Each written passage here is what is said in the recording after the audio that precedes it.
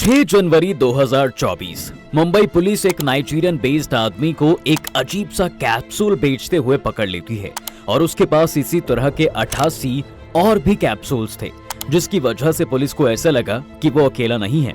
जिसके बाद पुलिस के दबाव डालने पर वो एक नाम और लेता है, जिसके बाद वो पुलिस के साथ एक होटल पहुंचता है जहां पहले से ही एक 19 साल का एक और नाइजीरियन लड़का एक बैग को तैयार कर रहा था जिसमें ऐसे ही कुछ सब्सटेंस रखे जा रहे थे। जी हाँ, और ये कुछ और नहीं बल्कि 9 करोड़ के नशीले पदार्थ यानी ड्रग्स थे, जिसके बाद इन्हें गिरफ्तार कर लिया जाता है। और इतना ही नहीं, ऐसे ही और भी कई केसेस देश के अलग अलग कोने से इन नाइजीरियन से जुड़ती हैं। आप बॉलीवुड मूवीज में ही देख लीजिए, कमीने से लेकर दम मारो दम मूवी तक में इन्हीं नाइजीरियंस लोगों को लॉर्ड दिखाया जाता है। लेकिन सच्चाई क्या है? क्या ये नाइजीरियंस इंडिया में यही सब करते हैं? ये एक सवाल है। इसके अलावा पिछले साल दिल्ली के राजू पार्क एरिया से भी एक ऐसा ही केस आया था, जब पुलिस ने आसपास के लोगों की कंप्लेंट पर अंडर सस्पेक्शन में इन नाइजीरियंस के लोगों के घरों की तलाशी लेनी चाहिए तो इनकी पूरी कम्युनिटी पुलिस से हाथापाई करने लगी। किसी का कहना है कि ये लोग कुत्ते तक पकड़ कर ले जाते हैं और उन्हें खाते हैं, और ऐसे ही कई किस्से इनसे जुड़ते आए हैं जो थोड़े परेशान भी करते हैं। लेकिन क्या सच में ये बात सब सच है? आज हम यही बात डिस्कस करेंगे और बताएंगे कि आखिर भारत में पिछले कुछ दिनों में इनकी संख्या कैसे इतनी बढ़ गई, ये भारत में करते क्या है और भारत में क्यों इनकी संख्या बढ़ती जा रही है। अच्छा, एक बात आपको यहाँ पर बता दूं कि इस वीडियो का पर्पस किसी भी कम्युनिटी के लोगों को टारगेट करना नहीं है। ये एक केस स्टडी है जो इंटरनेट पर मौजूद फैक्ट्स के बेसिस पर बनाई गई है। इस वीडियो का मकसद किसी को ठेस पहुंचाना नहीं है, बल्कि आप सभी को एजुकेट करना है। बहरहाल, वीडियो में बहुत कुछ है, लेकिन आगे बढ़ने से पहले एक खास चीज ये कि सभी अफ्रीकन्स जो इस अफ्रीकन कॉन्टिनेंट से बिलोंग करते हैं वो जरूरी नहीं है कि फॉरेनर ही हो, बल्कि इनमें से कुछ इंडियन ओरिजिन के भी होते हैं। क्योंकि अगर हम थोड़ा भी इतिहास के बारे में जानते हैं तो ये बात हम सब जानते हैं कि ब्रिटिश रूल के समय और उससे पहले भी जिन लोगों को सबसे ज्यादा स्लेव बनाकर एक देश से दूसरे देश भेजा जाता रहा है, उसमें इंडियंस और अफ्रीकन्स की संख्या सबसे ज्यादा रही है, जिसकी एक वजह ये बना कि कभी अफ्रीकन्स इंडिया पहुंचे और कभी इंडियन अफ्रीका, जिसकी वजह से इन दोनों देशों के रिश्ते सालों पुराने हैं। अब इसका एक एग्जाम्पल और है जो कि बड़ा दिलचस्प है, वो ये कि आपने पोर्तुगीज, ब्रिटिशर्स, डच जैसे यूरोपियंस को इंडिया में अपना एम्पायर खड़ा करते हुए और बनाते हुए खूब पढ़ा है। लेकिन क्या आप ये जानते हैं कि 1490 के आसपास अफ्रीकी किंगडम भी भारत में आकर बसा था और इसे जंजीरा किंगडम के नाम से जाना गया था। और इसके बाद यहाँ सिद्दी आए जिन्होंने गुजरात के सचिन तक अपने रूल को एक्सपैंड किया। जी हाँ, ये वही सिद्दी हैं जो आज भी गुजरात के जम्बूर नाम की जगह पर रहते हैं और गुजरात की इस जगह को सब मिनी अफ्रीका भी कहते हैं। लेकिन इन लोगों का कहना है कि हम पूरी तरह इंडियन हैं, हम अफ्रीकी नहीं हैं। तो ये थी बात कुछ अफ्रीकन्स की जो भारत में हैं, लेकिन हाल फिलहाल में भारत के कई स्टेट्स में इन नाइजीरियन की संख्या तेजी से बढ़ती नजर आ रही है। तो ऐसा क्यों है? देखिए, अगर आप फॉरेन कंट्री में जा रहे हैं तो उसके पीछे कई मकसद होते हैं। या तो आप घूमने जा रहे हैं, पढ़ने जा रहे हैं, या फिर आप वहां किसी जॉब या बिजनेस पर्पस से जा रहे हैं। तो इन अफ्रीकन कम्युनिटीज का इंडिया में आने का क्या रीजन है वो भी बताते हैं। देखा जाए तो हर साल देश में इमिग्रेंट्स की संख्या बढ़ती जा रही है, जिसमें से एक अफ्रीकन कम्युनिटी भी है जिसे हम नाइजीरियन या दूसरे कई शब्दों से बुलाते हैं। लेकिन इस चीज को साबित करने के लिए हमारे पास कोई ऑफिशियल डेटा नहीं है और टीएमएल किसी झूठी अफवाह को नहीं फैलाना चाहता, इसलिए वही बात करेंगे जिसके प्रूफ हमारे पास अवेलेबल हैं, क्योंकि आधा अधूरा ज्ञान हमेशा नुकसानदायक होता है साहब। लेकिन हाँ, 2020 में युगांडा से इंडिया में आने वाले लोगों की संख्या तकरीबन 45,000 थी, जो कि एक बड़ा नंबर है।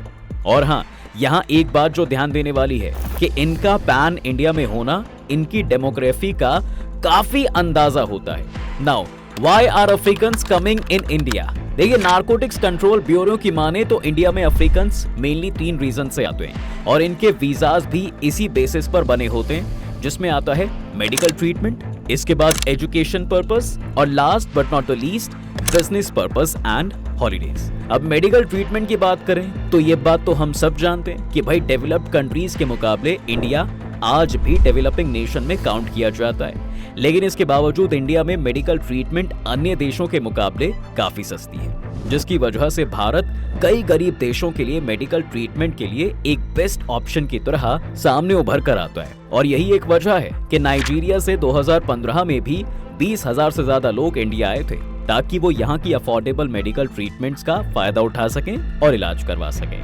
चलिए इसको एक एग्जाम्पल से आपको समझाते हैं। अगर आपको कैंसर का इलाज करवाना है तो इंडिया में आपको एवरेज 1 से 10 लाख रुपए खर्च करने पड़ते हैं। लेकिन वहीं अगर आप यूएसए की बात करें तो आपको वहां पर कैंसर ट्रीटमेंट के लिए एवरेज 1.5 लाख US डॉलर तक खर्च करने पड़ सकते हैं, और ये इंडियन करेंसी में लगभग 1 करोड़ से भी ज्यादा का खर्च बैठता है।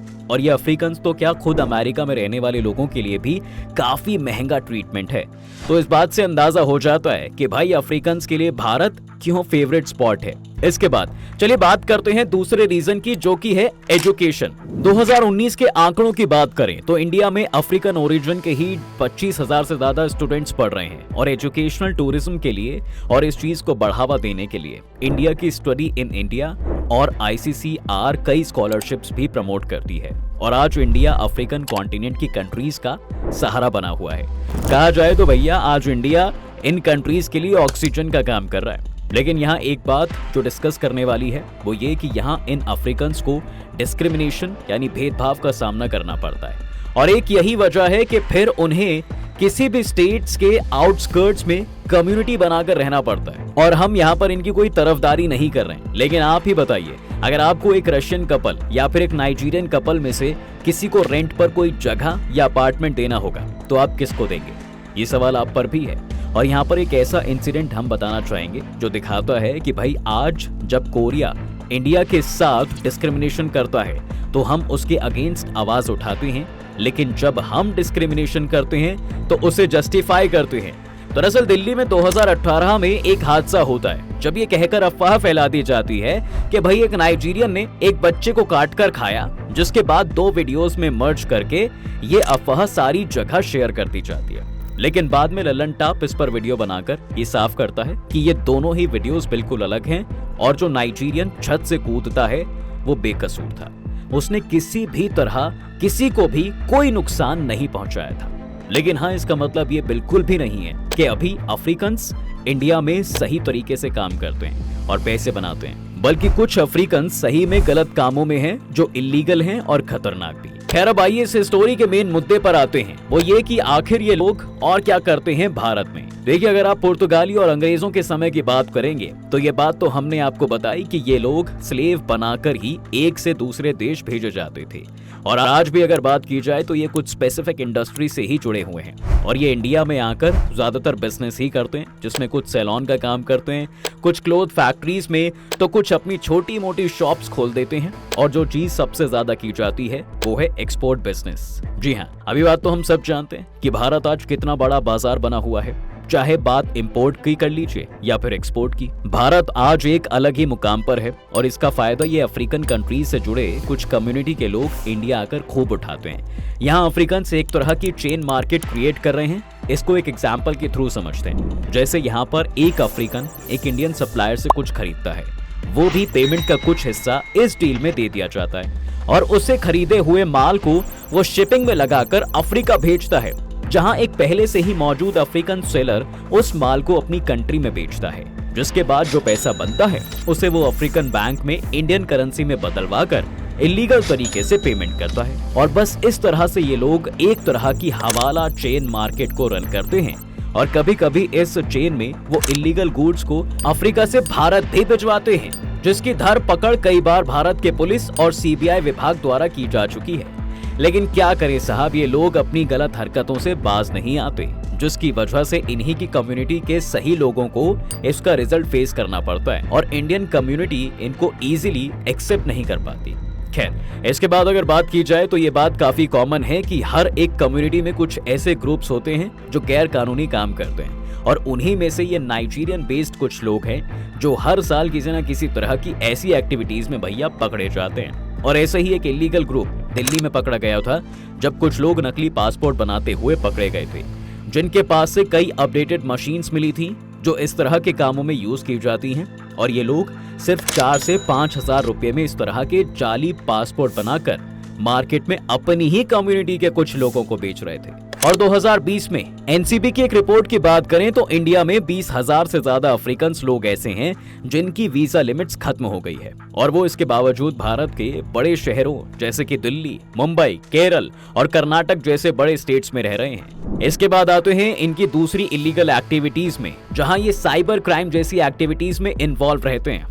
देखिए, अक्सर देखा गया है कि भाई ये लोग जो हैं एक टीम बनाकर फेक कॉल सेंटर्स एस्टैब्लिश करते हैं, जहां से ये लोग न केवल दुनिया भर में बैठे लोगों के साथ साइबर क्राइम करते हैं, बल्कि इस एक्टिविटीज में ये इंडिया के लोगों के साथ भी ठगी करते हैं। इन्हें कई बार नोएडा, मुंबई, बैंगलोर और वेस्ट बंगाल के एरिया से पकड़ा भी गया है, और इनके साइबर क्राइम के किस्सों के कई लाइव वीडियोस आप यूट्यूब पर भी देख सकते हैं कि कैसे मदद करने के बहाने ये लोग किसी के मोबाइल में भी घुस जाते हैं और फिर उसके बैंक से सारे पैसे खाली कर देते हैं। इसके बाद ये लोग ड्रग्स से लेकर हनी ट्रैप जैसे कई और इलिसिट एक्टिविटीज में भी पकड़े गए हैं। ऐसा बताया जाता है कि ड्रग्स को भारत तक लाने के लिए ये लोग कई स्टेजेस में काम करते हैं, जैसे मेक्सिको, कोलंबिया और पेरू से पहले ये ड्रग लोड नाइजीरिया पहुंचाते हैं, और वहां से अलग अलग लोग अपने अपने अकॉर्डिंग इसे खरीद कर दुबई के रास्ते इंडिया पहुंचाते हैं। कई बार तो बांग्लादेश और भारत के बॉर्डर और नेपाल और भारत के बॉर्डर पर इन लोगों की ड्रग्स खेप को पकड़ा गया है।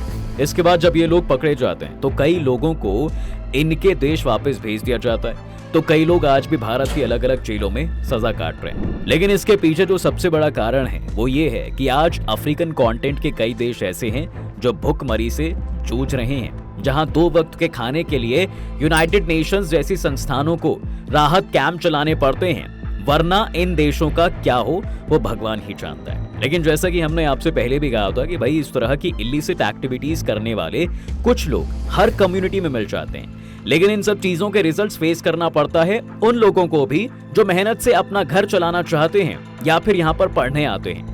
अब आप इस बात से अंदाजा लगाइए कि इंडिया में आए अफ्रीकन स्टूडेंट्स को इन्हीं की कम्युनिटी के कुछ गलत लोगों की वजह से अपनी पढ़ाई आधी अधूरी छोड़नी पड़ जाती है, और एक रिपोर्ट की माने तो 70 से 80% अफ्रीकन्स अपनी पढ़ाई भारत से आधी अधूरी छोड़कर या तो वापस अपने देश चले जाते हैं या फिर किसी और देश का रुख करते हैं। और ये उन स्टूडेंट्स के साथ साथ भारत देश दोनों के लिए अच्छा नहीं है, क्योंकि अगर एक इंडियन स्टूडेंट कहीं पढ़ने जाए और उसे डिस्क्रिमिनेशन की वजह से अपनी पढ़ाई छोड़नी पड़ जाए तो इससे बुरा सपना उसके लिए और क्या ही हो सकता है, जो उसके करियर और भविष्य को पूरी तरह से खराब कर सकता है। हम भारतीय ये बात अच्छे से जानते हैं कि हमारा जो रिच कल्चर ही हमें दूसरे देशों से बहुत अलग बनाता है, और इसलिए शायद हमने G20 के माध्यम से भी वसुधैव कुटुंबकम के स्लोगन को पूरी दुनिया में दिया।